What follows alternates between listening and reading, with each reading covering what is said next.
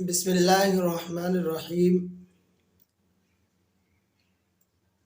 مکروہ تحریمی کا بیان چل رہا تھا، اسی کے تعلق سے دو تین باتیں اور بیان کی جاتی ہیں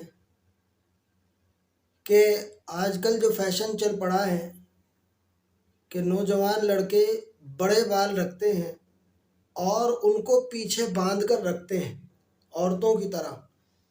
اس طریقے پر بڑے بال رکھ کر اور پیچھے باندھ کر نماز پڑھنا وہ مردوں کے لیے مکروہ تحریمی ہے، چاہے چوٹی ڈال رکھی ہو مردوں نے، چاہے ربڑ یا چھلا وغیرہ ڈال رکھا ہو اور اسے ڈال کر پیچھے بندھے ہوئے بالوں میں نماز پڑھ رہا ہے، تو مرد کے لیے اس طریقے پر بال باندھ کر نماز پڑھنا وہ مکروہ تحریمی ہے۔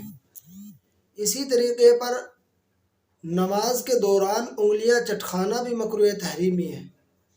بعض حضرات نماز پڑھتے ہوئے انگلیاں چٹکاتے رہتے ہیں، تو نماز پڑھتے وقت انگلیوں کا چٹکانا مکروہ تحریمی ہے، اور اسی طریقے پر نماز کے انتظار میں بیٹھے ہوئے بھی انگلیوں کا چٹکانا مکروہ تحریمی ہے۔